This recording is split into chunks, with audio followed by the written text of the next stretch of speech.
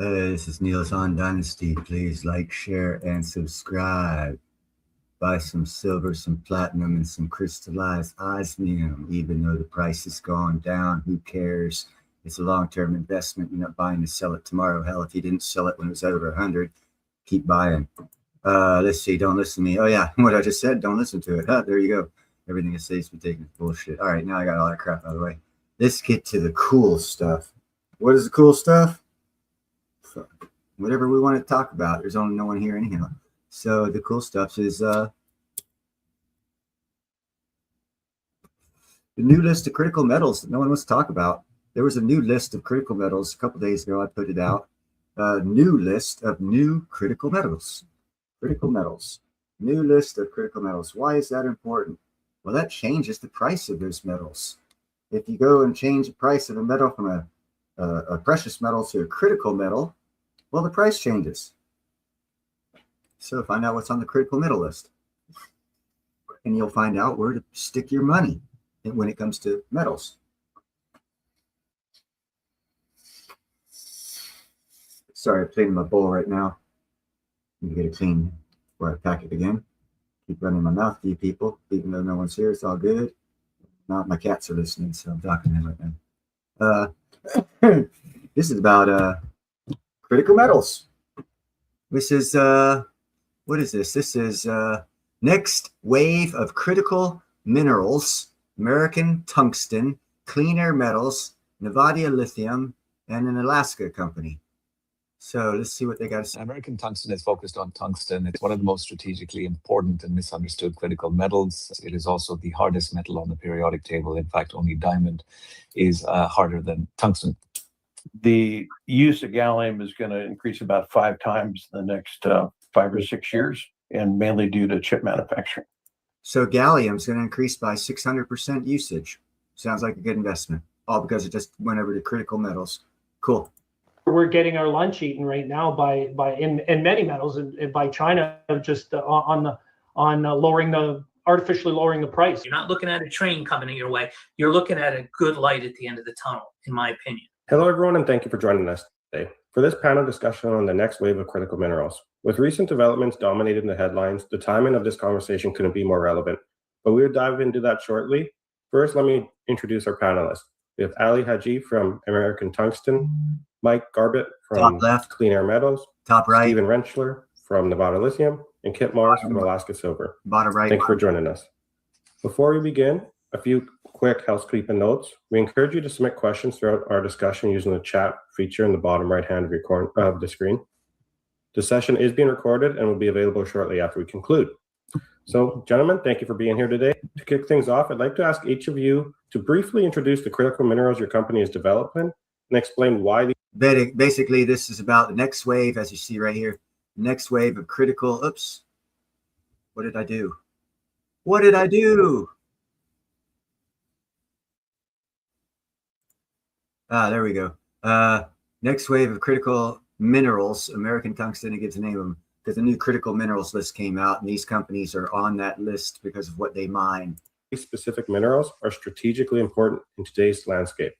And I'm just going to go from left to right on my screen. So, Ali, we'll start with you.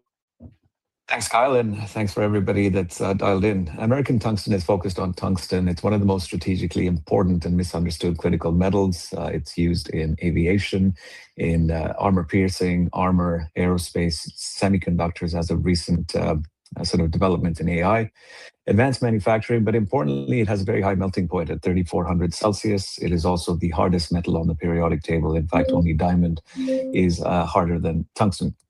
We have not had any production in North America for the last decade, and it is our focus and our mission at American Tungsten to bring production back online shortly. Great, excellent, nice and concise. Mike, what critical minerals are you exposed to? So at the Thunder Bay North project, we have 6 payable metals, but 4 of them are critical, and those being platinum, palladium, copper, and nickel. And platinum, palladium. Copper and nickel. Huh. They've got 6 paying metals at the Thunder Bay. That's Clean Air Metals. They don't only have platinum, they have palladium, rhodium, copper, nickel. It's going to be an expensive company as soon as they start mining. It's only 6 cents right now per share. Palladium and copper make up 90% of the value of our asset. I won't get into copper. Copper is well understood, and the big driver is global electrification. And so there's long-term demand and strong fundamentals for copper. Now, for platinum and palladium's pulled into this, it's on the bit of it's a precious metal. Sometimes it behaves, but they got good industrial use. And so the key part with platinum and palladium, very small market. Platinum is about 8 million ounce market, and there's a 800,000 ounce deficit already. 800,000 ounce deficit. There's not that much of it on the planet compared to silver and gold. So when they say that as a deficit, it's 10 times worse than silver. And its primary uses, as people know, they're noble metals. They're used as catalysts. 70-80% of the use is in auto industry and catalytic converter. But the big thing is, they also have use in hybrids and plug-in hybrids. In fact, there's higher. In other words, what he just said is the future of automobiles is going to need platinum in the hybrids that we're coming out with, which is why China bought half this world's supply of platinum last year, and other new engines coming out. And he's going to tell more about that. Coatings of platinum, palladium in hybrids than there are in the combustion engine. So big use in the auto industry, but also use industrial because of their catalytic properties.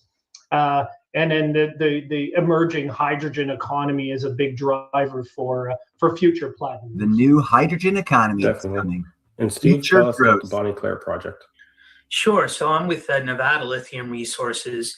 The Bonnie Claire project has a PEA that's based upon two critical minerals, lithium and boron. The revenue split there is Boron. about 80% lithium, 20% boron at the assumed modeling prices that we used. We have a very, very large resource, very large lithium resource there, second largest in North America.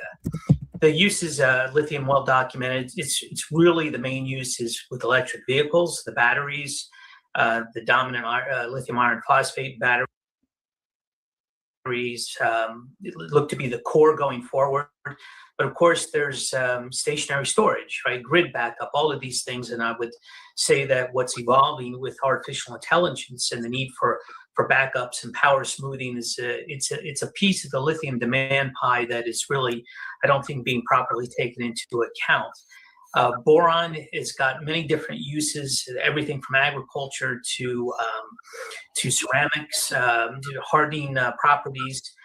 But the other thing that we would find very recently at Bonnie Claire is other critical minerals that look to be basically in the same target mineralization that we would be taking out, according to our mine plan described in the PEA. And these include minerals such as cesium and rubidium, which have uses because of their atomic properties, optical properties.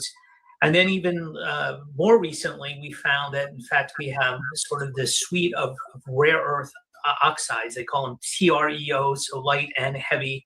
These are not at tremendously high ppms, but they are there in the in the overall dirt that we would be taking out, and we would be taking a significant tonnage, about 3 million tons out.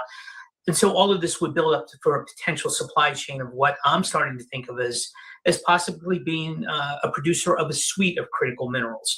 And one of the things that I like to tell people about, in particular, the rare earths, because I've been around the block for a while, is that, if you go back 15 years ago, people didn't know what they would be able to do with a lot of these newer rare earths, and they developed products based on the characteristics. There had always been limitations because of supply. So we're all familiar with magnets, that are in the windmills and things like that. But I am very, very confident that there will be additional products that will be developed as basically we unleash, a larger supply chain of all of this type of mineralization going forward. Thank you for that, Steve. And last but not least, Kit, tell us about Alaska Silver. Sure, thank you. So Alaska Silver has a suite of critical minerals.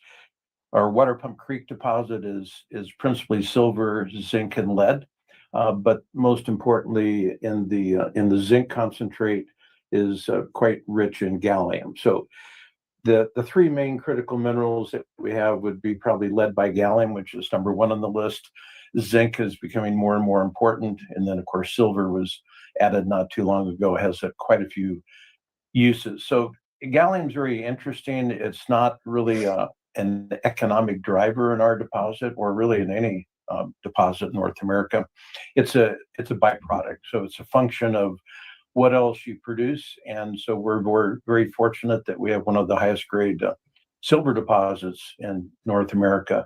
So silver and zinc are the two dominant economic drivers, and then the gallium will come along with that. So gallium is very important. We can get into all the uses a little later, but really the two main drivers there are the military. It's used in what are called active radar displays, which are critical to the F-35 fighter, which of course is the frontline fighter for the U.S. Air Force, and all guided missile systems.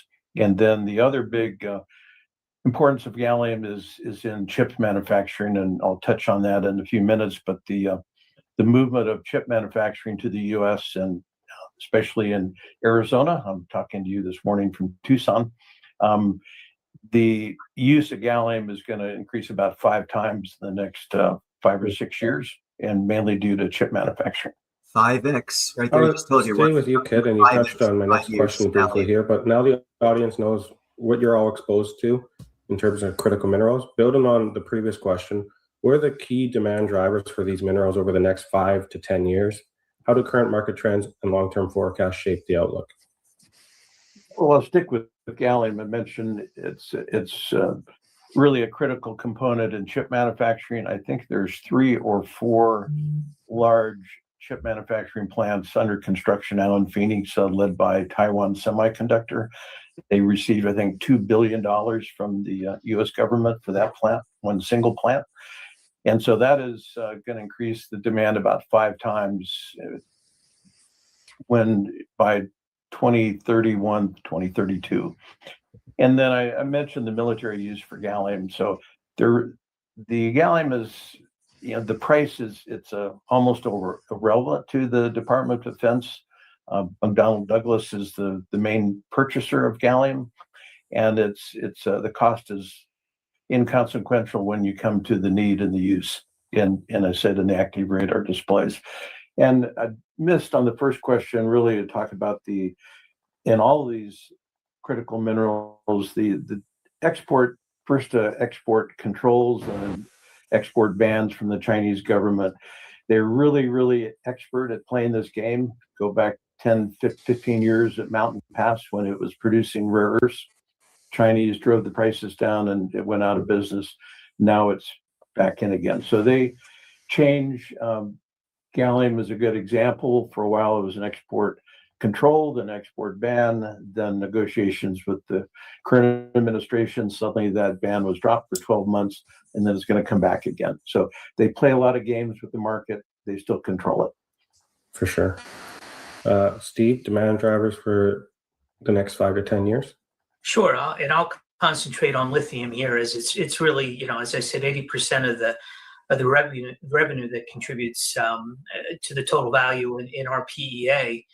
4 or 5 years ago, as the EVs were just starting to basically get going, nobody really believed them, and I would see, looking at demand profile that was starting to say 400,000 tons of lithium carbonate equivalent. That's the way we sort of talk about it in the lithium industry. Looking out to 2030, which was sort of the target thing, the end of the decade, somewhere between 1.5 to 3 million tons needed, which is a compounded growth rate needed of, say, 20+% every year. Building an industry out, a commodity industry out at that rate has never been done before. And today, 4 years later, we're sitting somewhere around 1.5 million tons a year of production / demand. But the thing is now what would look like sort of the high side outliers for demands seem to be mainstream. Say 3.5 million tons is what I see with a lot of the banks.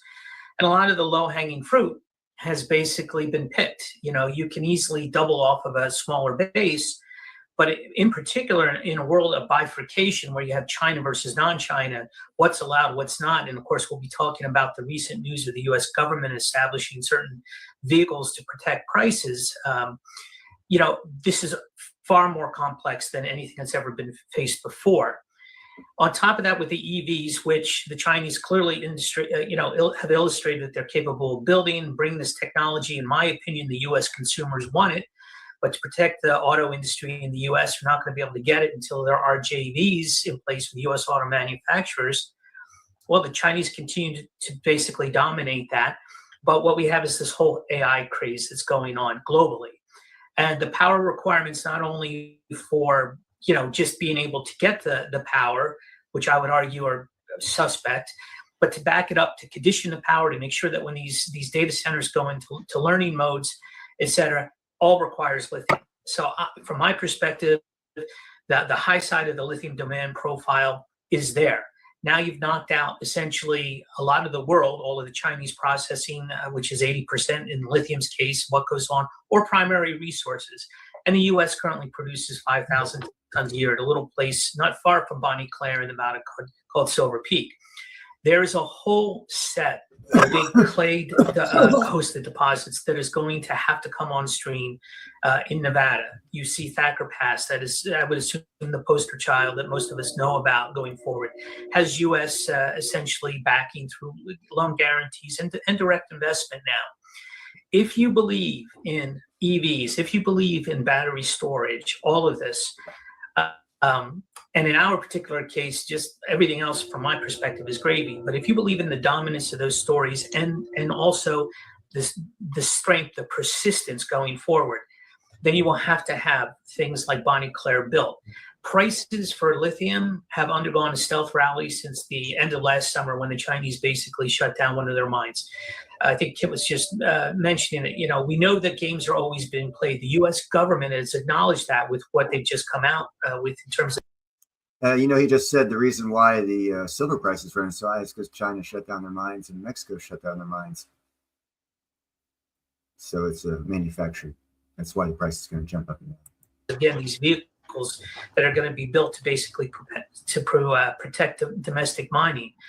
All of this is a way, again, of saying that the price of lithium that is needed to bring these new projects on, is much higher than what the spot price is, even though the spot prices had a tremendous recent surge. I believe it's going to be much higher than any sort of a target floor the U.S. government can try to put in place. But for all critical minerals, these are great first steps. And I think at this point in time, I'll let other people talk. But for lithium, it is a very rosy outlook. No, appreciate the thorough overview for lithium. Mike, tell us about platinum, palladium, copper. Here we go now. So I'll stick to platinum. So from a demand perspective, I did mention about a large portion of demand is driven by auto sales. Now, I'm not even sure we were back to pre-pandemic levels in terms of auto sales globally, and that includes hybrid, plug-in hybrids in the internal combustion engine. But nonetheless, tariffs certainly don't help with that. But outside of that story around auto sales, which certainly are going to come around, and anything that strengthens the economies will improve auto sales. But a large demand for jewelry in Asian markets, industrial use in chemical production as catalytic properties, the tremendous, and then the growing piece of that is the hydrogen economy, both the production and the turning of hydrogen into useful energy. Platinum is a key component to that. So that's the industrial, the practical use side of platinum. The investment side of platinum is what's really taken off and it's what driven the price. So it is increasingly seen as a lower cost store of value to gold. And recently exchanges in China have opened up physical trading for platinum and palladium and some of these other precious metals, which has driven the price up, but also increased volatility. But we've been talking for the last couple years about the fundamentals of platinum are fantastic, and finally we're starting to see some of that come to fruition. And Ali, what are the key demand drivers for tungsten in the next 5 to 10 years? Well, the state that we find the world in today is, of course, a little weary at best. I think the geopolitical situation that we're seeing it makes it look like we're on the brink of conflict. And tungsten's use primarily in the defense sector, allowing militaries around the world to have military dominance or superiority, makes it an extremely critical metal. The geopolitics are helping to drive the price. It was about 350 in May last year. Today's price is about 1385. So we've had a threefold increase in the price of tungsten over the last year or so. And that does continue to trend upwards, given what we're seeing in Rotterdam and what we're seeing in China. The spread between the two prices is quite small. And that usually leads to us believing that the scrap market is non-existent. Sure. Tungsten, by its characteristics, being the hardest metal on the periodic table and a very high melting point, is not like an aluminum can or copper wire that tends to be recycled quite often. And as you start to build these militaries that have the potential to stand off against each other, be it cold or otherwise, you will require additional tungsten. So we're seeing a lot of demand being driven from the militaries of the every nation on the planet, quite frankly. And with NATO's mandate to spend up to 5% of their GDP on defense, you can imagine that is driving demand equally. To touch on some of the points in terms of energy storage and, of course, the data centers that we're seeing in the AI boom, tungsten is a vital ingredient in those data centers, in those microchips. In everything that we're seeing around the world with respect to growing our economies, be it in developing nations or developed, a building cannot be built without a tungsten carbide bit. You cannot have mining that we're all talking about here today without those tungsten carbide bits that drill our cores for us to go after these resources. Now you have the developing nations of the world with double-digit GDPs growing their infrastructure, looking to have their own militaries as well. So the demand for tungsten is anticipated to more than double over the next 5 years. And I suspect if we remain on this track of a very uncertain political environment, it would do more than double. Thank you. I want to make it a little more dynamic now, and we won't just be going back and forth with the same questions here. So feel free to chime in where you can. I will stick with you, Ali, though, because if I'm not mistaken, your company is the closest to production on the panel here today. But how are geopolitical factors such as China's dominance in processing and export controls influencing supply chain vulnerabilities? And what strategies are North American producers adopting to build a more secure domestic alternative in the US and Canada? So similar to the rare earths that we spoke about with Kit, in 2015, China decided to flood the market with cheap tungsten. As a result, North America, which was one of the largest producers and processors of tungsten in the world, mothballed all of their operations, including Canton, which was the largest producer in North America. Since then, about 3 years ago, China decided that they would issue export restriction certificates to individuals that were selling tungsten. So if you were selling it and it ended up in anything that would harm China, they had the ability to restrict your sale. As of January this year, they've now canceled agreements with various nations that were deemed friendly in the past. So they're no longer supplying. They're simply stockpiling. And yes, they have the ability to move the price in any direction at their whim, as they have done over the last few decades, playing the long chess game, as I like to call it. But So basically, he just admitted that China, because of their control of the minerals, manipulates the price. This goes back to me saying in 2011, when South Africa joined BRIC, and they called it BRICS, they gave over control of the platinum, gold, and diamond operations in South Africa to China.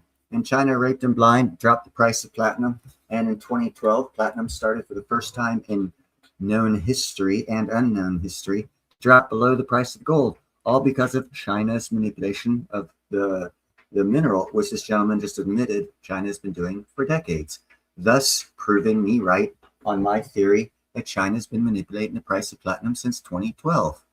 We found ourselves today is, we've got the resources. We've got an administration that's highly supportive of us restarting these old brownfield assets, as well as discovering new assets within North America. We have government incentives being deployed to ensure the production can come online. And we'll talk about the vault and all the other sort of government agency items in a second here. But I think importantly, what can be done to bring supply back online is twofold. One, we need to look at things that are brownfield, do not require dewatering, can be easily permitted on private patented land, which is what we have at American Tungsten. But start small. There are a number of projects out there that have a $2 billion capex, and that is ultimately 7 years away from production.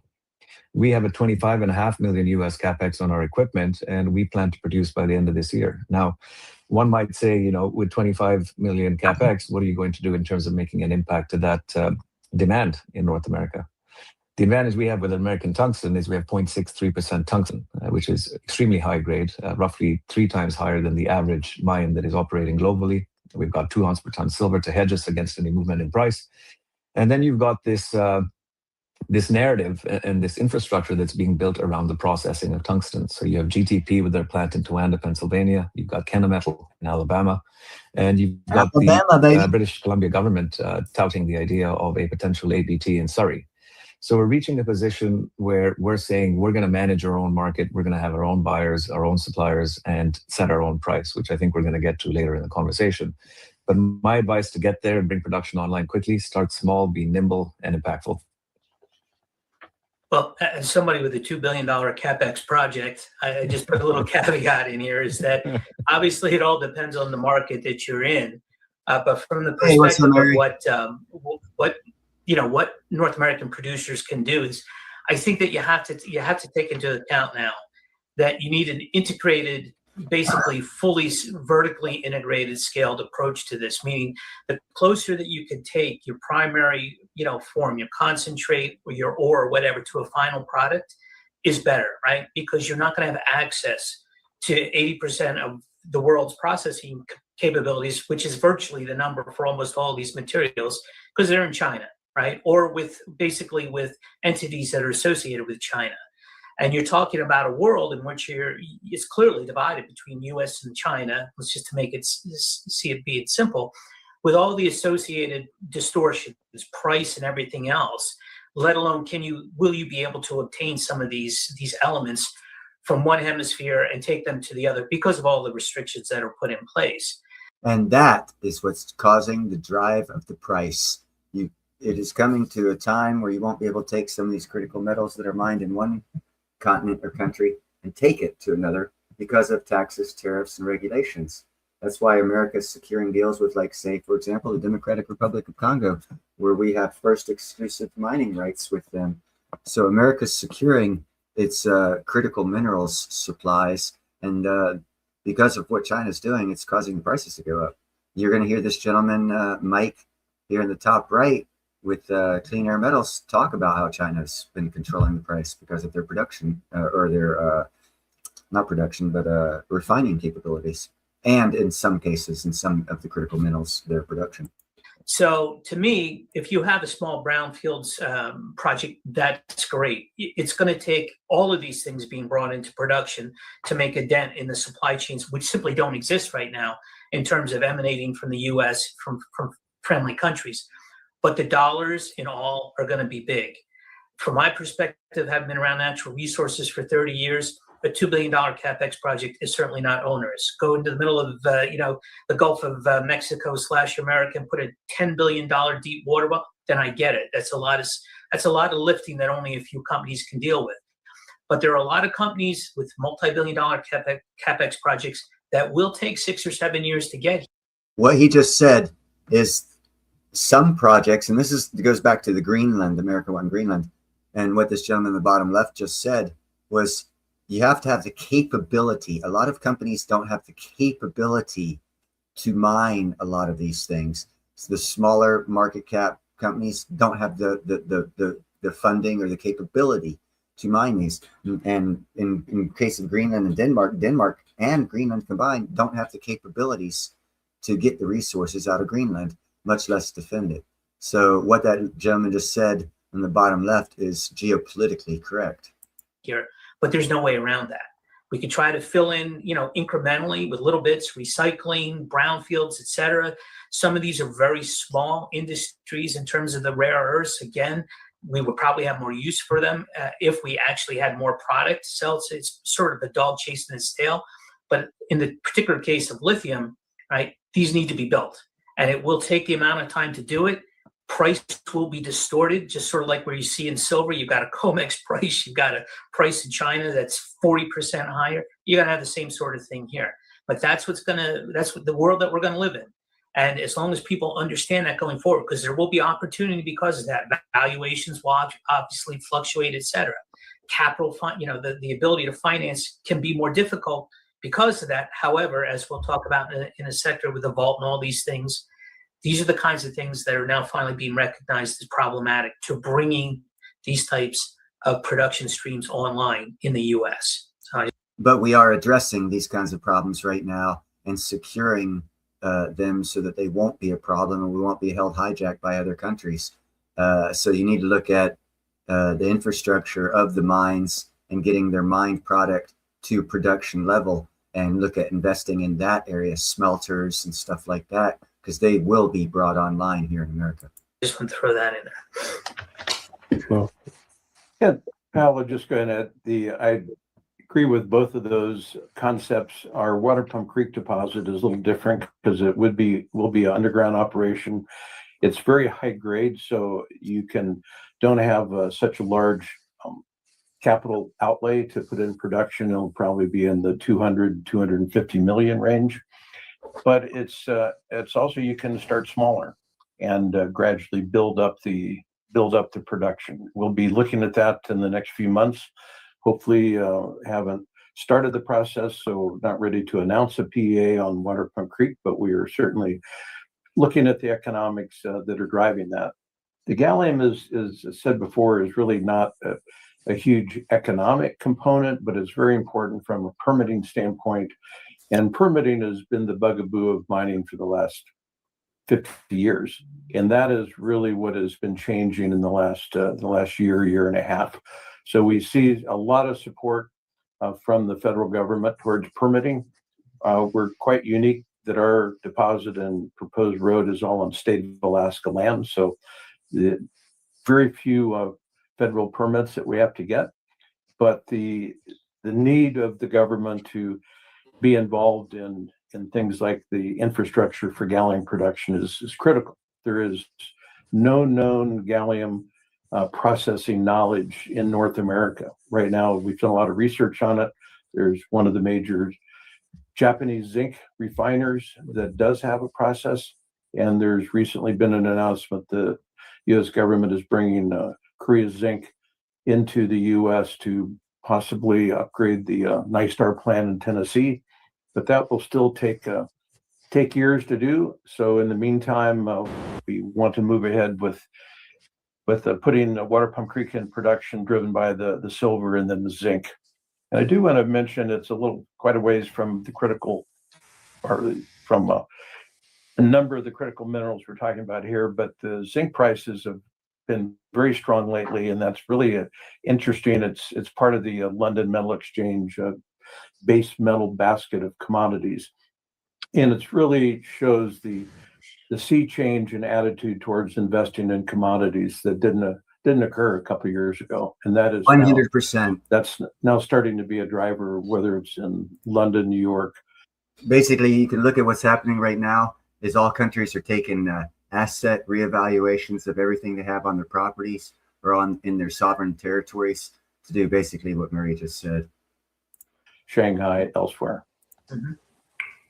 There's been a lot of talk on this discussion about these smaller markets with manipulation and price.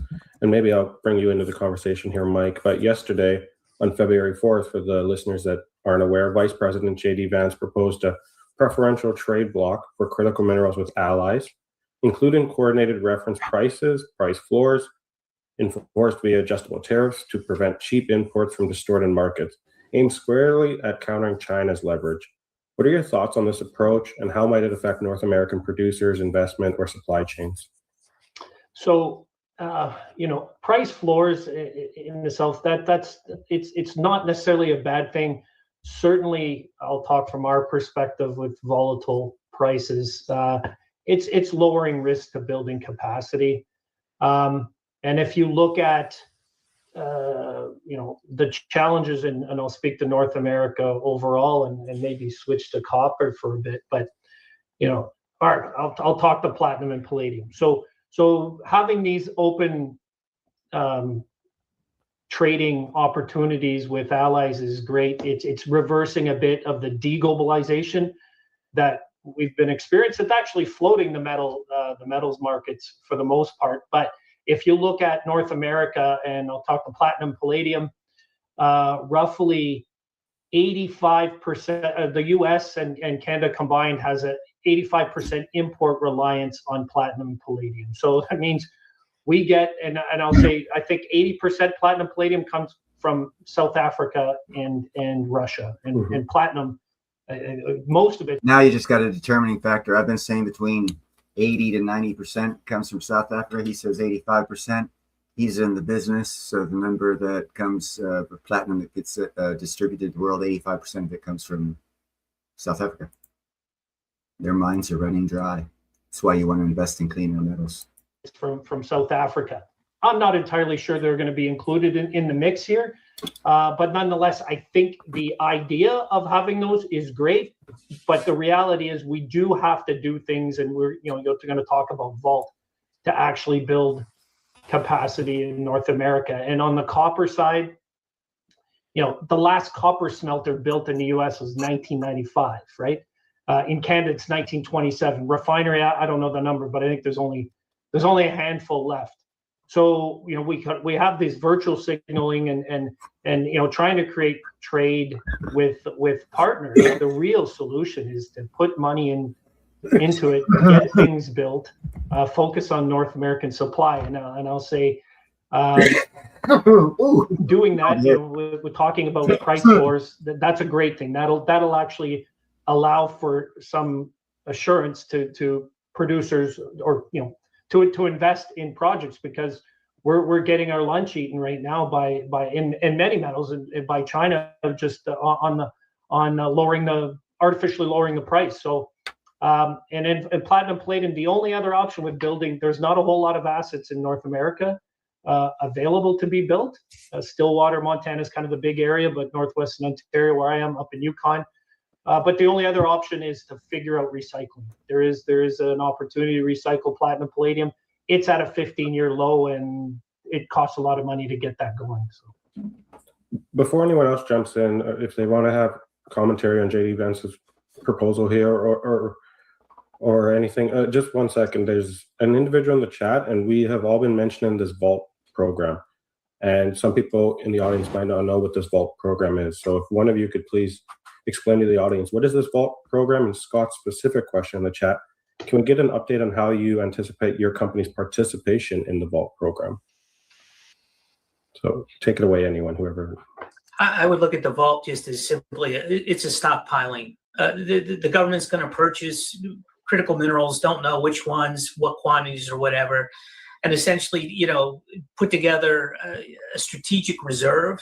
Just like, sort of think of it like the SPR, the Strategic Petroleum Reserve, but for critical minerals. I think they've allocated $12 billion for it, and it's part of sort of the overall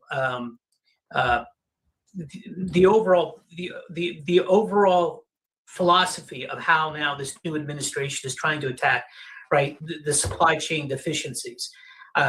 We'll certainly, I think we'll all go back and try to say, hey, we want to sell into the, just into the Vault. But to me, right now, it's very, very opaque as to exactly what it means. But if I could just back up for a second and just say, I don't think you can overstate the importance, okay, of what has been coming out of the U.S. government over the course of the past 2 or 3 days with the Vault, and also this ministerial thing that they put together. This is Secretary of State JD Vance was there. I think they had 50 countries there, in which they're essentially saying we're going to have a non-China bloc, right, of trading partners for all critical minerals. I mean, when you listen to this, and I just want to take a second, this is literally the remarks coming from JD Vance, right? We see telltale signs of a market distorted beyond recognition, one that punishes strategic investment, punishes diversification, punishes long-term planning, right? They clearly recognize what the problem is. The guy who's going to run, like as a special assistant to the... So basically what the Western countries are doing is what the BRICS countries did, is they're forming their own BRICS monetary system. So the West is forming their own basically Critical Mineral and Metals Association, and that is going to totally take a lot of market cap away from the BRICS countries. So it's a tit for tat war, financial war going on. To the director of whatever, natural resources, says, I believe over the next few years, the US government, between debt and equity, will deploy hundreds of billions of capital into the mining sector between debt and equity, right? To get projects going. We're frankly doing things the government's never done before, et cetera, et cetera. These are the kinds of things we've been sort of watching as an evolution to this tit for tat that's been going on between China and the US. Let's just say the semiconductor wars and the export controls on certain critical minerals, the gallium, the germanium, and everything. I've been arguing in the particular case of lithium that in the end, we might see the Chinese decide that they're going to put controls on lithium, right? What better way they control all of that? Mm-hmm. But what's really happening is now, right? I think you've gotten there by the same place, to the same place in a different way for lithium. Clearly, the Chinese, and I would argue you see this across all the critical minerals, because you look at the prices that are going up, they're buying everything that they can to use for their own domestic manufacturing.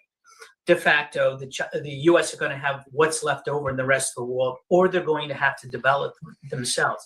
The question is, how quickly can all of this get done? If you look at what the Biden administration was trying to do, I talked many times about, you looked at the opportunities for funding. If you had a battery plant, you had a recycling plant, it was great, but there was essentially nothing for mining. If you were near to production, like Thacker Pass or Ioneers Rhyolite Ridge, something like that, you get construction guarantees, loan guarantees from the U.S. Totally, totally necessary and important. But what's really necessary now, and what I hope that we're going to see, is a spreading of investment dollars and participation, all of these things, all the way down to the pipeline, to explorers, to advanced developers, people who are near-term production, because that's how this whole thing needs to be created, right? The risk profile in natural resource development is not linear. Yes, you technically de-risk over time, but the reality is it's more like an S-curve, right? It's basically the odds of probability of success. They're very, very, very, very low. Then all of a sudden, right before commercial production, they're very, very high, because anything can happen. This is the most complex stuff, I would argue, on Earth. So this is very, very good news for the entire sector. And we're just getting going. So, Nevada Lithium, we're obviously going to try to find the people that we need to talk to, try to get ourselves participating in all these types of things. Hey, can we sell to the critical minerals vault? We're finally seeing things in terms of grants that look like there's something that we could apply for that would make sense, and we are doing so. It's a whole new world out there is what I would try to tell investors. So, and it's a good shining light. You're not looking at a train coming your way. You're looking at a good light at the end of the tunnel, in my opinion. Just to touch on that, Stephen, I think great summary. With respect to the vault, I think the biggest benefit that we're seeing here is these critical metals are no longer being looked at as commodities. They're strategic assets. So they're stockpiling these strategic assets, not commodities, that they will then ultimately use to ensure that they have, or we have, what we need to be successful. So it is a bit of a shift in strategy. I think the government's doing a lot of things to ensure that we're able to come online, irrespective of CapEx or production profile and what stage we are at in terms of our mining journey. But importantly, we've had these conversations. American Tungsten's been in DC. We've talked to the congressmen. We've talked to the senators. We've talked to DPA, DOW, DOE, and the various different agencies. We've also received an EXIM letter of interest for $25.5 million US, which is ultimately our CapEx. So the government is putting their money where their mouth is. They are moving fast. They've talked about fast-tracking permitting with the SPEED Act in Idaho, Fast 41 in terms of federal permitting. So to echo what Stephen said, and I think it is very evident that the administration and those that are behind or hold the role of ensuring that these critical metals have a home in the U.S. government and a stockpile has been created, are certainly acting in the best interest of all of us as a mining industry, not just a particular critical metal or otherwise. If anyone else has any commentary about this week's news, feel free to jump in. But there's also news on January 30th. President Trump nominated Kevin Warsh as Fed chair. With views often described as hawkish on inflation and Fed balance sheet management, we are all publicly traded companies here. So what potential impacts do you anticipate from his prospective leadership, and how might these influence demand for critical minerals, if at all? From my perspective, I'll just start. I think it's, you just obviously, when you're talking about an economy in which there's a more dovish stance on, on interest rates, it obviously acts as something that lifts everybody, right? The tide lifts all boats. From the perspective, I would say in our particular case, as a development company, the reality is I think that other things are more important that are going on, such as the things that we just discussed. Financing, in my opinion, continues to be the most critical thing for any company. Some of my colleagues who are really invested, and have bitten the bullet in in precious metals for a long time, they're finally getting their day in the sun. I would argue copper, people don't realize just how much of a bullish run copper has been on, but they're also getting some love. Others of us, as lithium, which saw a price spike 3.5 years ago, that kind of a thing. And even though, as I mentioned before, we've had a bounce off the bottom of well over 100% and up over 20% this year so far, the love hasn't spread as far. I think that obviously in a lower interest rate environment, just in general, that will help for that love to spread to it.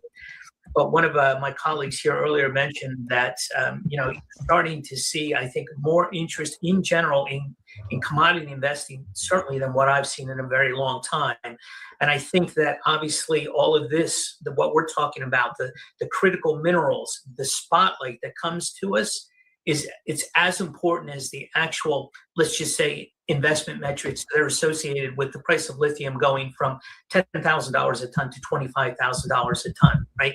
Those of us who can say we're involved with critical minerals, it brings a gravitas because there is sort of an unquantifiable impact from this. How much does the U.S. government or governments aligned with the U.S., how much is the impact? What will they do to try to help us come to production? Permitting, research grant, whatever the deal is, it's a lot more that's available now. And I just think that the overall environment is much, much healthier than it has been in a very long time. Yeah, the interest rate component is really what the Federal Reserve has got responsibility for. So I think that lower interest rates, obviously, as Stephen just said, will really help financing of projects. Ultimately, we'll be needing to build a 28-mile road to the Yukon River, which we've already done the engineering on and starting to look at the permitting. That is a capital expenditure that needs to get financed. Ultimately, it would be some kind of toll road similar to the very successful one that Teck has with the Red Dog deposit in far northern Alaska. It's been paid off about 3 times through a toll mechanism.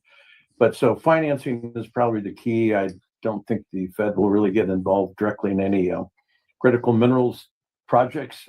That's really going back to the Department of Defense is probably the place that will really land and where all the effort and financing will come from. So it's be nice to see some lower interest rates on the horizon, but then the U.S. debt is really a big overhang, and that is what's been driving the investment side of the gold and silver market over the last year, and that's not going to change anytime soon. So I think that's going to be one of the key drivers is the U.S. Once we cross that mark, which was, I think, just a few months ago, where interest payments exceed the defense spending, that's really a watershed event in our history. We have about 20 minutes here, and I composed a question for each specific company. I just want to address them, and as well as some that came in upon registration. I'm going to start with Mike here from Clean Air. With the Thunder Bay North project's recent PEA highlighting strong PGMs, copper and nickel for clean energy and emission reductions, what are the key upcoming technical, permitting, and development milestones that potential investors could be aware of, or should be aware of, rather? Yeah, so our PEA was focused on a toll milling option for our asset. We are in the vicinity of an underutilized processing facility. And so that seemed to make the most sense for 2026. We are going to take a twin-pronged approach. We're going to do a little more work on metallurgy, proving up the toll milling opportunity, but we also are going to work towards a technical study on a standalone mill. In the region we operate in, there are a lot of prospective PGE assets that would fit nicely into more of a regional producer, regional processor. So we are going. That's a big part for us. In terms of permitting, we had applied for advanced exploration permits, so we need to do a bit of work and get our closure plan out and get the permit in hand. And what that allows us to do is drive a ramp. So it's a fairly short ramp to access our deposit. Within about 4 months, you're at the top of the deposit. So it'll have a permit for a ramp and allow us to take a bulk sample. So that would be the number 2 item. But third, on a project development standpoint, is we're working hard with our local First Nation communities regarding potential participation. But what that does, particularly what they're bringing to the table, is a lot of know-how, particularly around land access, permitting, sustainability. So developing this asset in a sustainable way with the First Nation partners as actual partners on our project. So that's, if I had to put it in 2 or 3 prongs, those are the priorities for this year. Great. Thank you, Mike. Ali, for American Tungsten, most of the questions are actually in regards to your uplist. And so the questions I have are regarding timelines. How has recent underground progress at the IMA mine in Idaho positioned the company to advance supply chain security goals? And what's the updated timeline toward production? And then feel free to address everyone's question if you're on schedule for the uplisting this month. Absolutely. Thank you. So, it's been a busy sort of 8 months or so. We've completed our first financing in July, our second in October, and come December, we had and still do 30 people on site working 24 hours a day, 7 days a week. So there's a lot of activity on site. The rehab on all the portals has been completed. We've got some land cleared for additional accommodation for our staff that are working there today. We've also got 5 drilling stations with 2 rigs turning currently as we speak. So we started our drilling program in December. We've done just about 4,000 feet now, and the assay results from those holes will come out in the following week or 2. We should expect them back here imminently. One of the advantages, of course, is that we're drilling underground, and most of the other people that are at higher elevations or in colder climate cannot drill outside, so we can continue to drill year-round. Assays to follow. In terms of our plan to be the first producer of tungsten in North America, that's very much on track. So our first product sale will happen this year. We have 3 off-takers defined. We've met with government officials in Boise, in Idaho, as well as in DC to assist with any permitting that would be required, including government grants and incentives that would offset our taxes, but also help us invest in the infrastructure necessary to bring up the community of Patterson, Idaho. Last but not least, I should say, in terms of our uplist strategy, again, very much on track. So the TSX will happen in February, and the expectation for us to jump onto a US exchange is slated for May this year. Excellent. Thank you so much. Steve, for Bonnie Claire's large-scale U.S. lithium clay deposit and emerging rare earth potential, make it a standout for domestic supply chains, how do these attributes boost its overall value, and what are the main next steps for advancing Bonnie Claire? Oh, okay. So Bonnie Claire, for those of you who aren't familiar, right, very large lithium boron project in Nevada, right, best mining jurisdiction perennially in the world. We just completed a PEA about 6 months ago. Again, $2 billion capex, but net present value $24,000 lithium, which is essentially where it is now, of almost $7 billion. So you always want to look at these things, comparatively, which your NPV is to your capex. A very large project, 60-year mine life, over 60,000 tons of lithium carbonate coming out a year, 125,000 plus tons of boric acid a year. And we've only explored a very small portion of the overall land package, which is bigger than the size of Manhattan Island. There is no value attributed currently to other critical minerals other than lithium boron in our project. This is one of the interesting things, and I've always talked about optionality with our investors. cesium and rubidium, two other critical minerals which we first identified at Bonnie Claire. It's interesting because we found them in the core hole assays, but we've also found them in what's called the pregnant leach solution. The way to think about our project is when you bring the material up, you're going to process it by basically hitting it with sulfuric acid. And that's how a lot of these clay projects are going to be processed going forward. And you create essentially a solution that has, in our case, the lithium, the boron, and a lot of other stuff in there. And part of the other stuff that's in there is cesium and rubidium, which means that those elements have survived the initial acid bath, which means when you talk about total recovery, you're much farther along the way than saying, hey, we know that we have the minerals, right? So we know that we have them at the back end of the process. We don't know the economics. We're starting to determine that right now by basically doing some ion exchange work, things like that, in which we can get a recovery factor. So that's very, very interesting and exciting for us. But as of yet, there's no value at all attributed to Bonnie Claire because of that. With the rare earth oxides, we also know that they were present in our drill assays. And frankly, it was a bit of a surprise. We found them in the clay stones, which is how you'll often hear these projects in Nevada defined as, sediments or clay stones. So we found all of these rare earth oxides in the same stratum as what our lithium and boron is. And the way you should think about Bonnie Claire is this huge blanket. It's not thin. It's literally hundreds of meters thick of very, very high grade lithium. Frankly, we have the highest grade in all of Nevada. I'm willing to go to the mat with anybody on that. And boron, and everything works together. That's why our resource is so large, tonnage, but still at very high grades.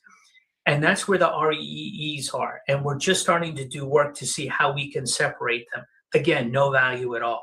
Plus, there are other critical minerals like potassium that we haven't really even started looking at. Potassium. That's interesting. I've never heard of anyone talk about potassium.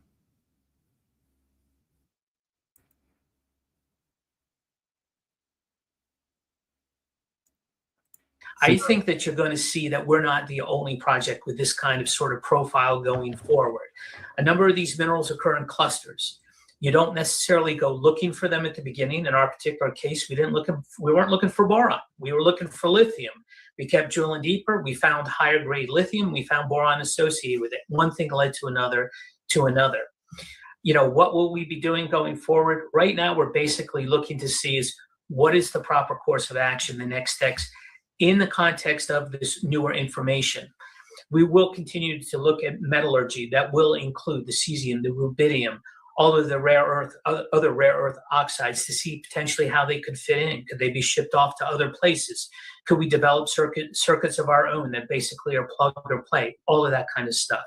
Our mining method is something called borehole mining. It is something that has not been used in Nevada for lithium before. Cameco is the poster child for using this, in which we essentially put a drill string down and we rotate it with high pressure water. And because we basically got clay down there, it turns to mud. It already is mud. We pump it to the surface and we process it. We're now evaluating third-party independent evaluations of what we already know. We think we know, I should say, from the PEA. Did he just say they're in Nevada, a dry desert state, and they drill down and hit mud? Interesting. Okay, and looking to see, are there adjustments that may be needed for that? We don't know right now, but we're looking to get the outcome of that.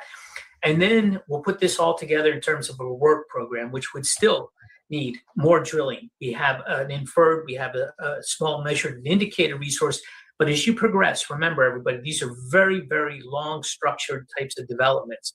Resource, PEA, PFS, feasibility study, all of this. And there are more and more requirements, advanced metallurgy at a larger scale. You need to have a higher level of geostatistical confidence in your resource. That means more drilling, a closer spacing, those kinds of things. We'll put all of that together as we advance towards PFS, because that is the logical inflection point. Even though I've been talking to potential off-takers for a long time, when's your PFS? When's your PFS? Mm-hmm. Now, I think things may have changed, and this is going to be interesting as a consequence of these developments for the U.S. government. If people, in my opinion, take and look at a proper portfolio approach, where what you're really saying is, I want to maximize the number of winners here, right? It's not just look at the people who are close to production, where you think that the risk is less. You need to spread the wealth around to make sure that this pipeline continues to advance. I think we'll see more opportunities like what we've recently seen with funding, where we'll see if we were successful with the DOE grant for borehole mining, things like that. So there's a lot of news that's coming up. That news is going to generate the next steps for us. But in general, think about us advancing towards pre-feasibility study and getting to that really major inflection point that everybody traditionally associates with, an assignment of more value. That's the way I would think about us. Thank you so much, Steve. Kit, I do want to give you an opportunity to discuss Alaska Silver for potential investors that haven't heard of the company or haven't looked into it for a while. What are the key upcoming milestones at Water Pump Creek and the Silver Sage prospect? Okay. Oh, thank you for that intro. We had a very quiet year in 2025. We did complete a limited drilling program, but for a number of reasons, we needed to become a full reporting issuer to the SEC.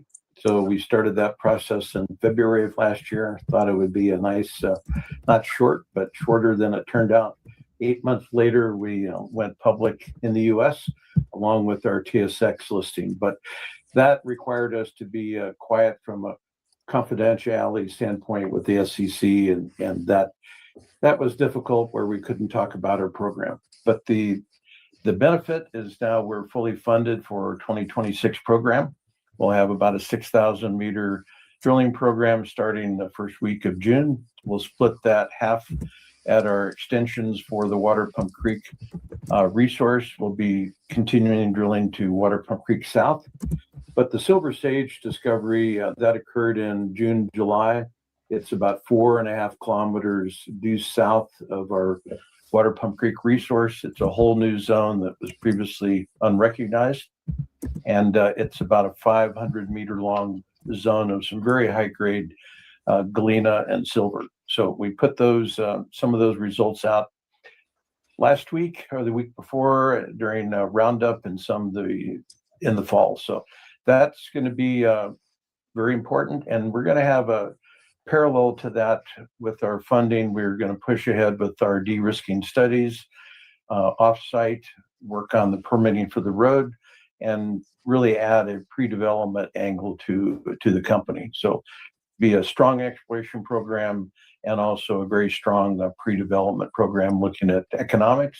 If all things continue as it looks like, I would hope to have one or possibly two preliminary economic analysis come out this year on both Water Pump Creek and the Illinois Creek Gold Deposit, which we did put another resource, an updated resource out on January 20th, I believe. And that was very significant. We haven't really received any value for the last few years on our gold deposit. So looking at all options and a lot of things will be coming on board this coming year. That's funny. He says they haven't made money on their gold deposits yet. I just thought about that. And the reason why they haven't made money on it, this is what keeps people from not going and looking for their own gold. For a multi-million-dollar company to find gold deposits, for them to go after it, it's got to be millions of dollars for it to be profitable for them. Otherwise, it's not profitable for them, and they won't go out of their way to get that gold. But now for, like, say, people like you and me, if we run across a little bit of gold, it's very profitable for us. So that psychological thought process kind of blows people away when you hear things like, yeah, our gold is not prosperous for us when we come across it in mining, because the amount of money it takes for them at their level of industrial production to get it to a final product costs too much for the amount that they're getting. It doesn't mean that the gold's not valuable. It's just not cost effective for the size of the company.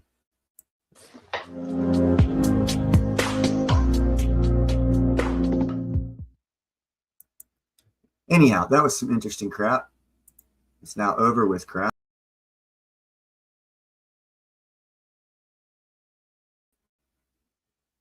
Let me get myself bigger here. So, anyone Have anything you want to talk about? I love the fact that the Clean Air Metals was up there.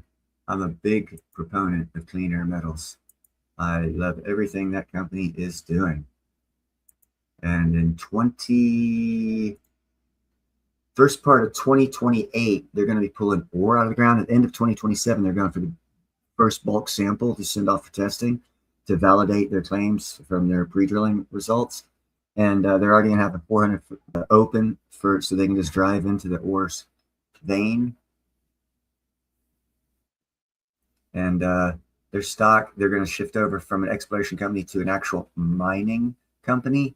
And that's why I'm drawing attention to them, because with the shift that we're having, this geopolitical shift, platinum, with the next evolution of technological development in the engine and technology and chemical advancements, platinum group metals are going to be more significant than ever in the past, and their value is going to far suppress what it used to be, which is 2-to-1 gold. I see it going possibly to 4-to-1 with gold when this all finishes up.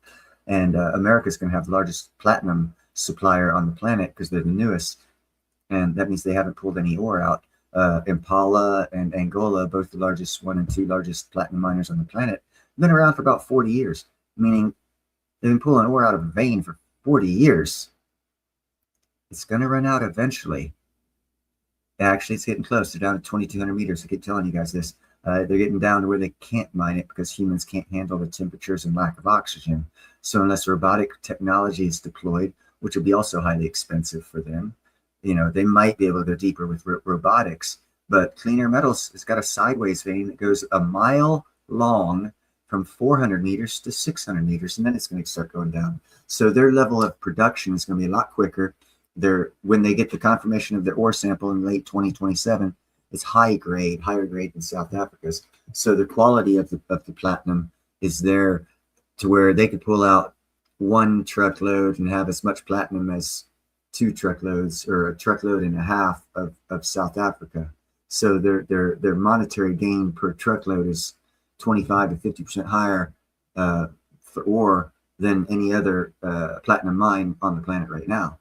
So when they shift over from an exploration company to a mining company, the valuation of their assets as they continue, and I said this on one of the streams I did about a week or so ago, they are still going to be exploring as they are mining.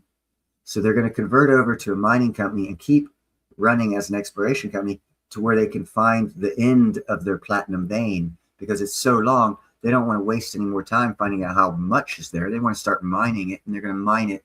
So as they're mining it, and this is the multiplication of this in particular stock price, because they're going to be doing exploration to find even more as they start mining, their evaluations of assets in the ground so as they're pulling assets out of the ground, their assets in the ground is going to increase. That's the first time ever I've heard that happen to a mining company. So they're going to pull out $10 million worth of ore, and their exploration company might find $10 million more of ore. So that's going to exponentially increase the value of their company and the time period for which it'll be able to go on. They're going to be around for 20, 30 years paying dividends once they change over to a mining company, and their dividends are going to be very, very good. Impala pays about 6.8%, almost 7%, almost 7%, 6.8%. We'll just say, I don't recall right offhand. I'd rather be low than high. I foresee Clean Air Metals could probably doing up to 8%, because they're going to be their ore content is so much richer, and the ability to pull it out of the ground is so much cheaper. So right now in South Africa, it costs $1,300 approximately an ounce to pull an ounce of platinum out of the ground, because they have to go so deep. It's going to cost Clean Air Metals like $400 maybe. So that they're saving in mining just by the luck of the vein running pretty much sideways for the first mile. Yeah, it's sitting at 6 cents, and that's after it dropped. It was up to 8 cents. It's going to jump into, right now, Impala is sitting at $18, the second largest platinum miner in the world. This company is going to be the #1 largest platinum miner in the world. So, it's just an investment opportunity. In 2 to 3 years, you'll get a residual income that will grow yearly for over or close to 2 decades. A residual income, they're going to probably pay biannually at least 6% of the stock price. If you're buying it, as Gerald said, 6% or 6 cents, and it goes up to $1, that means they pay 6 cents for dividend. The first time they pay dividends, you're getting all of your money back. After that, it's pure profit margin. If you need it to live on, cool. If you don't need that to live on, put it back in the stock and do rebuy. But it's a residual income, a way to make money without working from a smart investment. And this company is a diamond in the rough. I guarantee you, towards the beginning of 2028, I'll be doing reports saying, yeah, they just pulled out this much tonnage. And on the exploration side, they just discovered a larger vein going even further sideways because they extend their exploration, thus adding a couple $100 million of value to the company as they're pulling out hundreds of millions of dollars. And their stock is going to go up to $40 or $50. This is just theory. I don't know. I'm just projecting the price. I don't know what the price will be. But if they reevaluate the price of gold and silver, we go to a new monetary system, I guarantee you it's not going to go lower because it's just not how monetary systems work. So it most likely will be well over $40 or $50 within 5 years. And that means, and then you're looking at 6% of, say, let's do an easy number, $10. Now you're looking at 60 cents. So now you're making 10 times your investment. If you buy now, you're going to be making 10 times your investment in a dividend payoff twice a year. How much better do you want? Make a couple of those investments before you hit age of retirement, and you'll be sitting pretty in retirement. You'll be getting your little bit of retirement plus, 1 or 2, maybe 3 companies dividends pay out throughout the year. And if you're really good, you can pick up some small stocks that you believe, because the president signed an executive order decriminalizing marijuana from class 1 to class 3, which makes it basically a misdemeanor, like a slap on the wrist, and also allows billions of dollars of companies and finances to go into that for research and development for new products and developments of stuff. That if you picked up a good medical marijuana stock, it should probably go up too, and you could totally sell that out, get money off, pay off your house, do stuff, whatever. And if you make smart investments on small stocks now in this time in history, up until the crash, when it crashes, if there's a crash coming, 20%, 30%, 40%, 50%, whatever it tends to be, the recovery rate of that is going to be fast because of the technologies and the stuff that's coming out. So we're going to have a quick turnaround. If we do go into some sort of like a depressionary crash, 50% of the stock market, we'll be recovering within a year. And if you're positioned well, you'll even be better than the average Joe, which is why I'm trying to let you guys know about these good deals that are out there. Tungsten, American companies. How many YouTubers, big precious metal YouTubers said, well, you got to look for American mining companies if you're going to invest in these troubled geopolitical times. Okay, I just showed you 4 American companies, different things that they're into: uranium, boron, tungsten, platinum group metals, gallium, all in America coming up. That means that we're going to probably find a place to, either in our country or in northern Canada, to do smelting.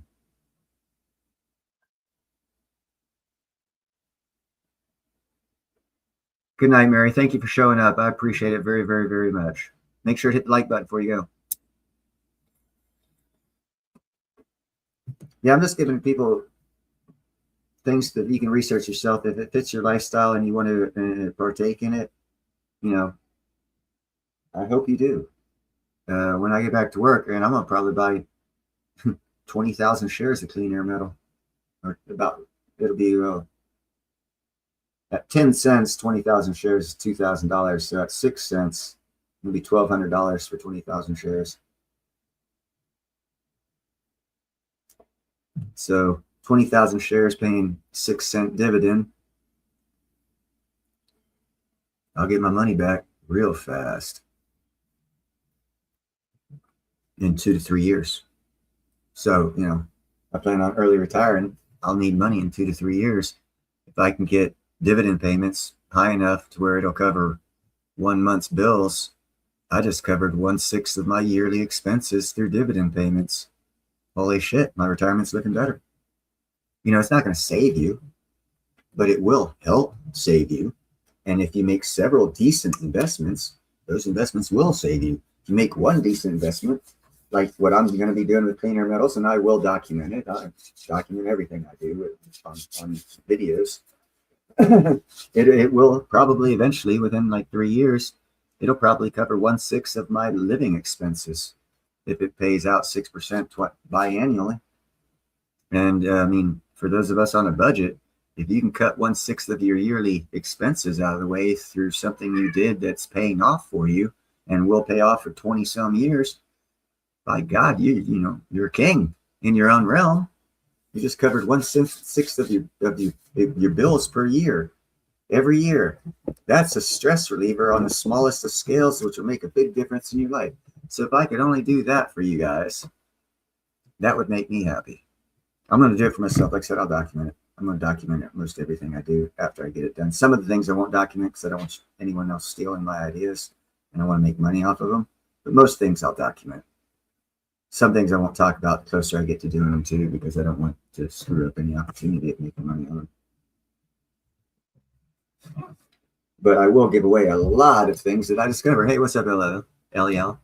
I will give away a lot of things I discovered because I think they're great investment opportunities, and I'll explain to you how I see it and what I am going to invest in it because of the opportunity that I see. Whether you do it or not is up to you. As I stated in the beginning, it's not financial advice. I don't give financial advice. I tell you what I'm doing and why I'm doing it and the reasons for it and what I see from it.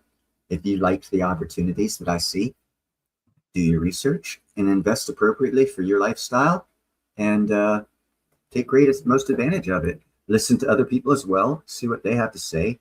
If it fits, use it. Pull little nuggets from everybody you listen to. If they're worth a crap, you're going to get some nuggets of information that'll be valuable to you. Don't just listen to one person. Listen to a lot of people. It takes a while to gather these nuggets and just use them, and make your life better. Don't follow just one person, what they say.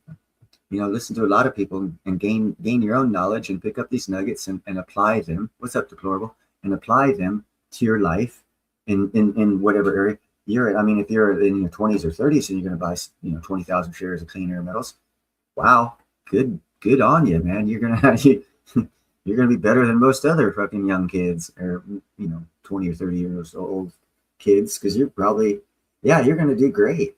For us older folks and coming up to retirement, I guess it's going to settle us kind of sweet.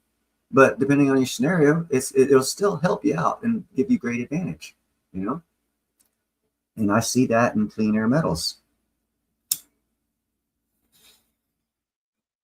I also see it in SFRX, which I'll pull up. Let me see here.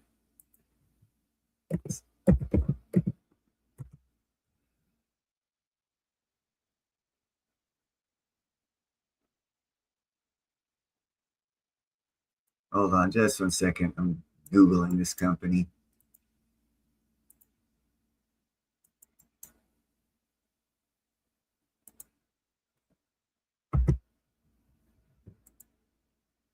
Okay, here we go. I'm going to go ahead and share screen. This is another company I've been eyeballing for a while. I'm going to show you their stock first, which is irrelevant in my opinion, but I'll go ahead and do it because it's, I guess, valid. This is the group. It's Seafarer Exploration Corp. Let's do Max. Look at that. Back in 2000, December 1st, they were $6.82 because of their idea that they wanted to come up with. Now, if you know the stock market, you know that 5 years of non-performance, they pull you off the stock market because you affect the stock market. See that OTC markets? They're on the stock market. Let's see. Oh, from 2009 till now, they've been less than 3 pennies, non-performing for over 15 years. Wow. Hey, that's cool. Okay. That's a good indicator. Again, I'm going to bring you back up to this $6.82, December 1st, 2002. We're going to keep that in mind.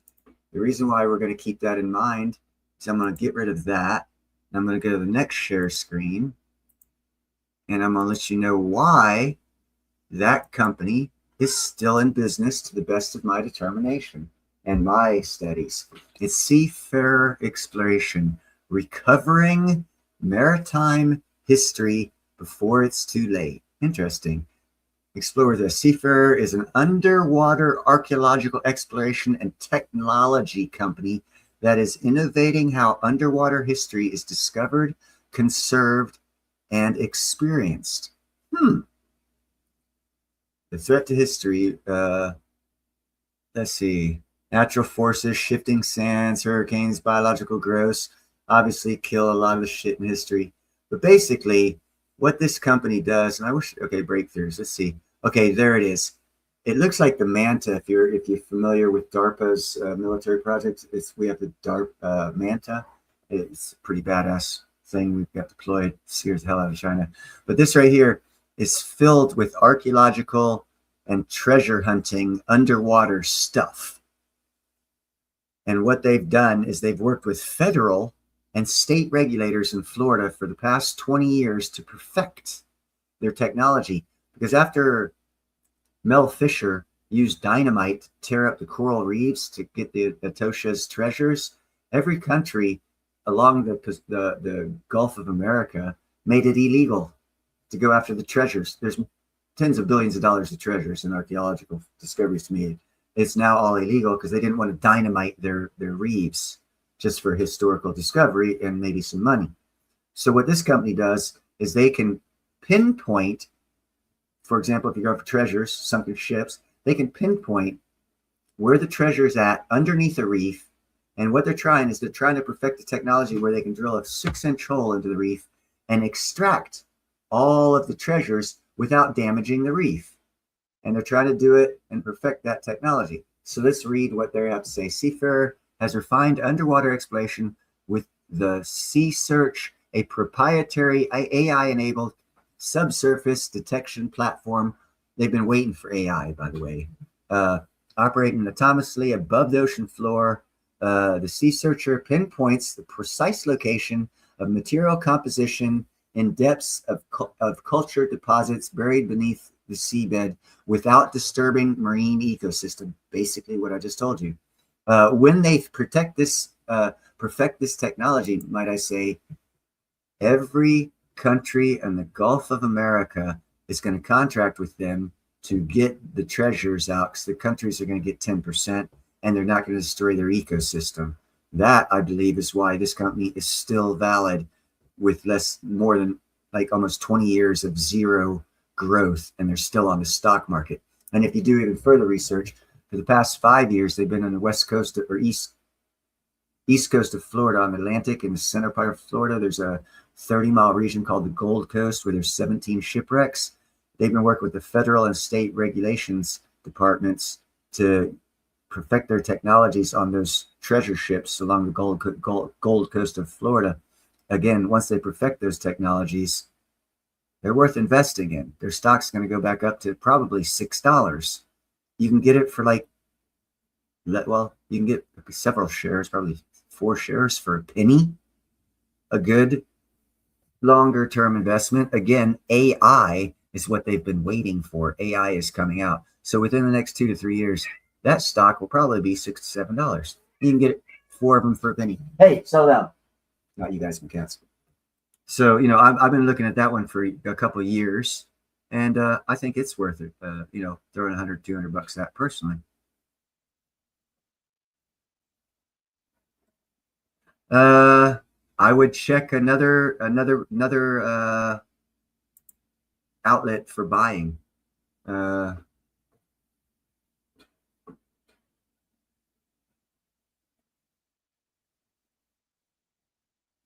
I do a lot of research on this shit, guys. I just don't fucking pull it out my ass. I do a lot of research on this stuff because I am nobody on YouTube. I mean, after 3.5 years, I'm still a nobody. But eventually, I want to be a somebody. So to be a somebody, you can't give out bullshit information. And stick around. I'm sure you can give out bullshit information until it's proven bullshit information, and then you're going to go away. Which I'm sure there's people out there that do that, scammers just to make money, whatever. I don't own any.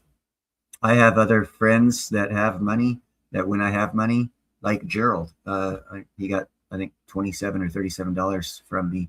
And I had him buy some, what did you buy for me?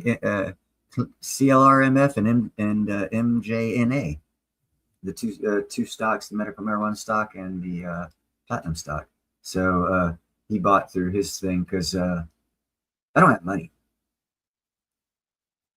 And like today, I fucking had to bring up I put in a suit against the city of Vallejo because I was pulling into in front of a friend's house, and there was a little 3-inch gutter differential, and it blew my fucking tire at 3 miles an hour and dented my damn fucking rim.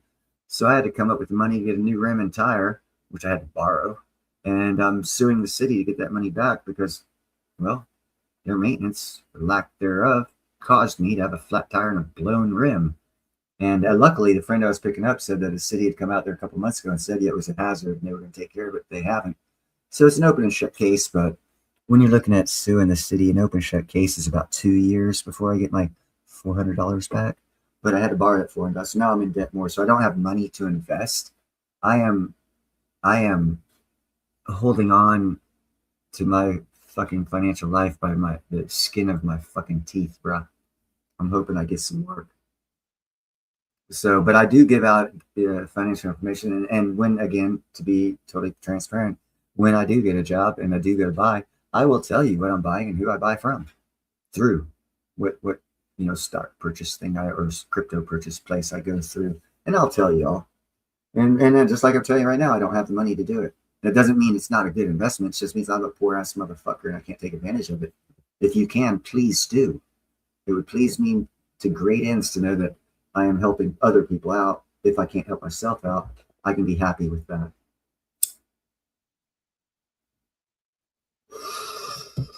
And I like being happy.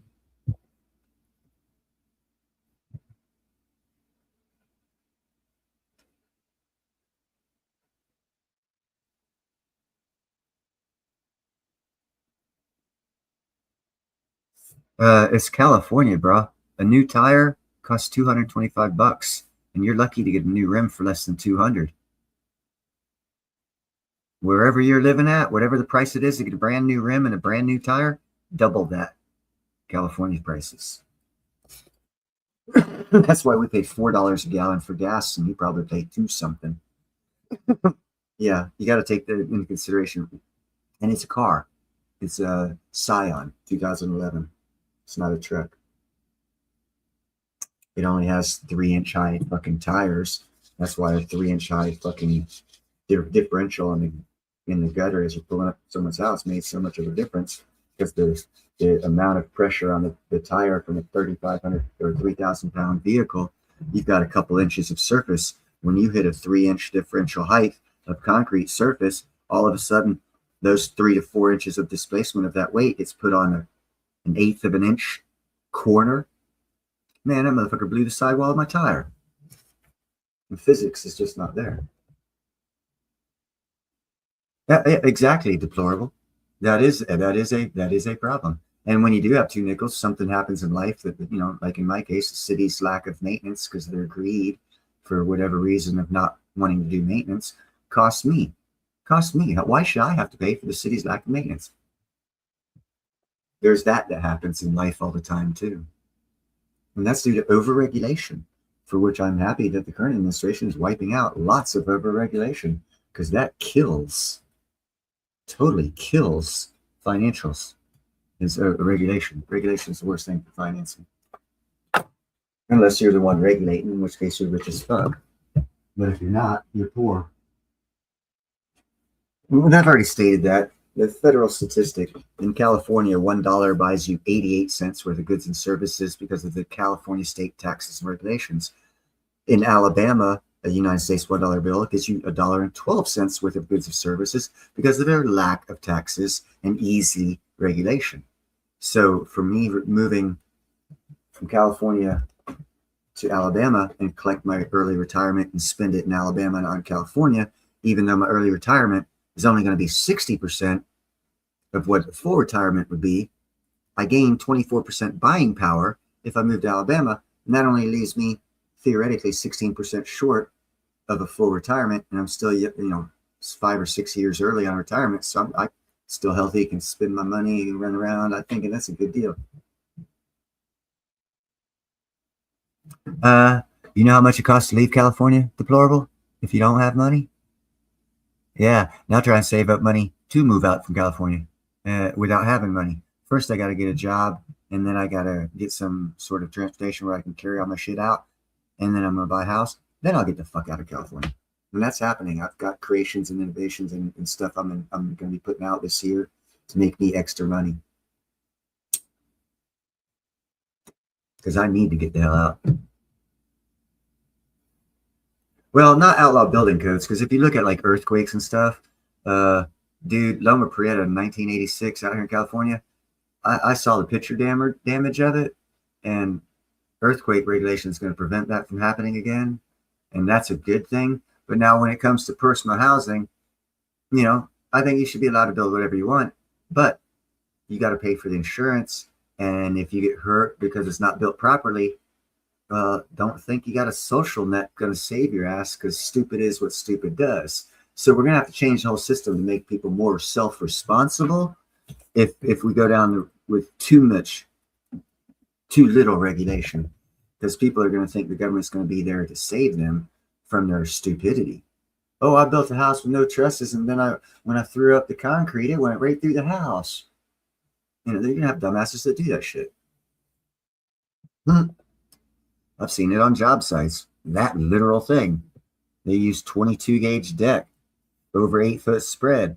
I told the fucking foreman and the superintendent, you guys don't want to pour concrete on this. It's gonna break that deck open. It's all gonna pour down one floor. They said, no, it's not. No, it's not. I said, okay, I'm not a decking specialist. I don't know what the fuck I'm talking about. Next day I come in, the superintendent and the fucking erection gear foreman are up on the job already, trying to repair the damage of the deck splitting open because the concrete was too heavy, because it was too much of a spread, and the deck was too lightweight. It was 22 gauge, not 20 gauge. And they lost a couple yards of concrete. It hardened, big mess, cost a lot of money. And I said, I told you so. But they thought they were smarter than me, and it cost, $40,000, $50,000 to find out they were stupid. And of course, the company had the money to cover it. But if you're an individual and you're that stupid and it cost you $40,000 or $50,000, you are now bankrupt, homeless, and it's your fault because there was no regulation to follow, and you thought you knew better. And unfortunately, there's a lot of stupid people. Look at the numbers. 30% of kids that graduate high school, if they're lucky enough to be able to get into a college, which I don't know how they can get into college if they can't read and write, but 30% of the kids that get out of high school and go to college have to take remedial reading. What the fuck? I knew how to read in 3rd goddamn grade. Now we're turning out high school graduates that don't know how to fucking read, 30%? Man, there's a lot of stupid people. You have to have regulation. Motherfuckers will be doing U-turns over double yellow saying, I didn't know it wasn't safe. As they just, hold on, wait. You already had an Indian truck driver do that and killed some people. You see what I'm saying? Certain regulations are good for business. Now for housing, what they need to do for housing is allow regulations to go back to 1950s, where if you built a house, it was built for 3-4 lifetimes. It was built for your great grandkids. Nowadays, because of government growth in our economy, and I've stated this on former fucking shows, they build houses to fail within 10 years because they need to stimulate the economy and have people do maintenance work jobs. And you can't stimulate the economy and create maintenance work jobs if you build good houses. So you regulate the House Buildings Association to build houses that'll have certain failures within a decade. So that way you can stimulate a house maintenance industry and create an insurance industry to pay for it, and tax everybody a little bit more to take millions and billions of dollars and spread it to a few individuals. That's the stuff that needs to go away. But that's government growth. We need to get off of the government growth and a private industry growth. And that's going to take a couple of years. But if we get into a private industry growth rather than government growth, which has happened, it started this year. Our losses on unemployment, if you go look at the numbers, the majority of the jobs lost were government jobs from people being fired from taxpayer dollars. You and I paying taxes for those people have jobs that are redundant. 6 other people do that job too. They were all fired, raising the unemployment rate. But it wasn't as bad an unemployment rate because of all the new private industry hires. Now, if everyone's saying, "Oh, we want private industry prices. We want to see the real price of silver, not government manipulated." Well, if you want real price of silver, you have to have a private industry growth of your economy, not a government growth. Because right now, government, China government, American government are controlling the prices. If you have a private industry growth, a natural economy growth, you'll have a natural price, probably closer to 15 to 1. Gold to silver and platinum 2 to 3 gold for 1 platinum is what the natural price ratio will turn out to be. But a government control price ratio, as in earlier on the show when Clean Air's Metal Gentleman said, China controls the price of platinum. Why does China control the price of platinum? They mine 0 platinum. How could they control the price of platinum? Okay, now we go back to Neil's theory that when China signed up South Africa to BRIC, causing it to be BRICS, and I gave video proof of this. I've got a show on this. I said that they said because of the gold, platinum, and diamonds that they had. So they signed up, South Africa signed up to BRIC, causing it to be BRICS in 2011 or 12, somewhere around there. And they signed on to the One Belt Road Initiative with China, giving China control of all of their minerals. That's how China controls the price of platinum without mining it or without owning a mine. See how all it comes together? It's a big weave. It's a 3.5-year weave I've been laying out, showing, giving you proof again and time again. China controls the price of platinum. They did that because last year they had to buy 3.2 million ounces of it. Why? For what the Clean Air's Metal guy told you is coming. The new hydrogen technology and all the new engine types coming out all require platinum. And China has all the contracts to build all that. So they needed to control the price of platinum, bring it down to where they could profit most highly from it. When Clean Air Metals starts pulling platinum out of the ground, China loses 100% control of the price manipulation of platinum. When that happens, platinum will go back to its historic norm of twice the gold price. That is why I'm telling you to buy platinum. Gold's at 4,500. Great. Platinum's at 2,000. That's what you want to buy because platinum's going to be twice gold's price here in 2028. I know my crystal ball works though. I see it. It's plain as clear as day. Clean Air's Metal guy told you this. I narrated over him saying, yeah, China controls the price, but they don't mine any. How's that work? Manipulation. And it was just proved.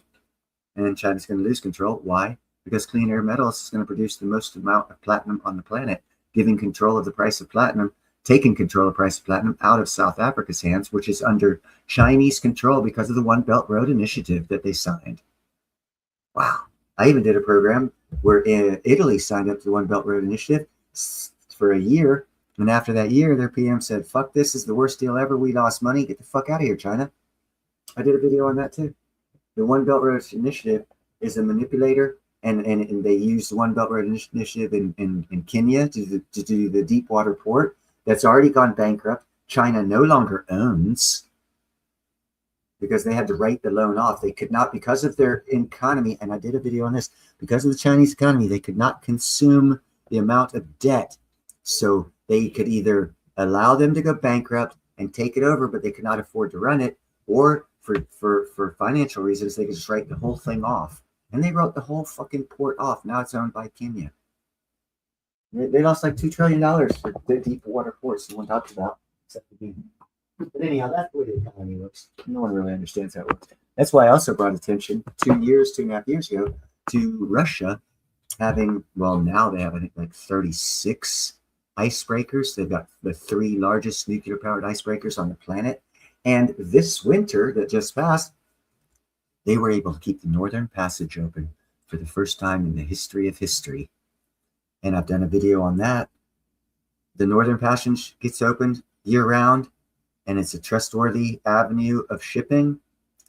80% of shipping is going to go through the Northern Passage because it saves them 30% on insurance, 30% on gas, and 30% on manpower because it's a cheaper, faster route. And you know who gets all the money because of taxes and tariffs? Russia. Unless we control Greenland. Now, another reason why you want to know why we want to control Greenland. But to control Greenland, America only has 3 icebreakers. We've already lost that war. No one's even knew it. No one saw that war coming, but we allowed Russia to win it. And that's it's not a big thing, but if you understand history, the biggest thing in naval shipping history is the Northern Passage being open. There's fables of that happening. Well, and it just happened, and no one talked about it. Historically, it happened, and no one talked about it. Amazing. I found it amazing, anyhow. But anyhow, yeah, like I said, we're going to talk about cool shit. Shit I've already talked about. You guys probably weren't around to hear, but you're hearing it again. It's all a big weave. It's all tied together. Russia's going to make so much money with taxes and tariffs keeping that Northern Passage open.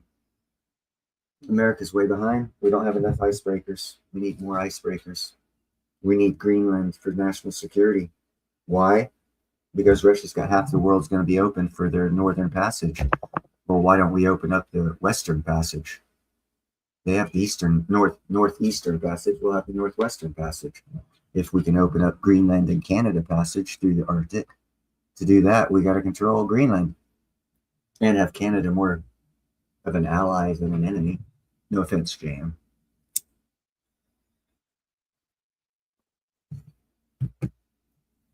But that's how that cookie crumbles.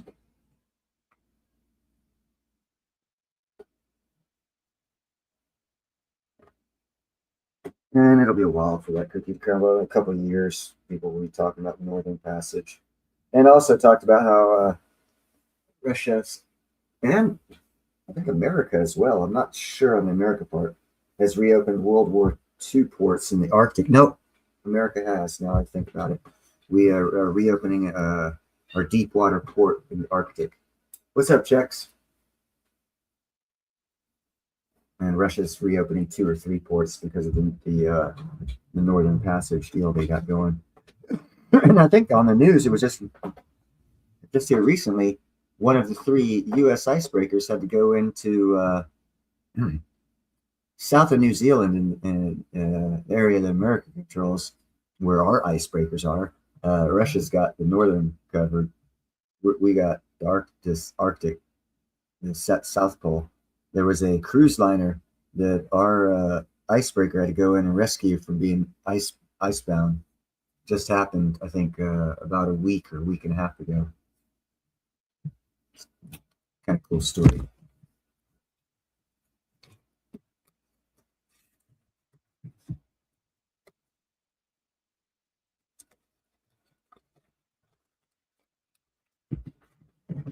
But anyhow, you guys want to talk about anything? The panel is open for discussion. Let me know what you want to discuss.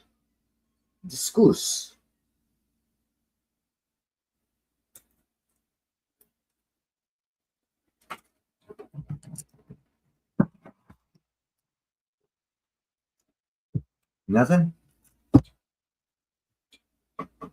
All right, well, we'll be on for about an hour and 45 minutes talking about, I guess, cool stuff. If you want to know about stuff, I think it's cool stuff. First hour was about those 4 critical mineral companies that are here in America, which are obviously good investments because they're not going to be fucked with by other countries' regulations. And told you about the new 50-country coalition of countries that are looking to provide stability of the critical metals and minerals between those 50 countries, guaranteeing a SWIFT style or a BRICS style control of precious critical mineral and metals for those 50 countries, guaranteeing that they're secure and they should have price stability after this economic turmoil is over. But we shall see. Again, I'll make a call. I'll tell you guys about it. I'll tell you all about everything I do. And I'm totally open and honest. I have no money right now to invest in any of these things. I do have friends every now and then. I do favors. They owe me a little bit of money. They have stocks. I tell them to buy shit for me. You know, do you take a chance of them never giving it back to you? Hell yeah. That's, but I don't care. I got other things going on. I'm not counting on those stocks. I will eventually buy my own once I do get a job and get money. And anyhow, I'm going to call it a night. I need to go get some tea bags because I'm out of tea. And as a half Scotsman, I can't stand that. You guys take care. Have a good evening. Thank you for joining me.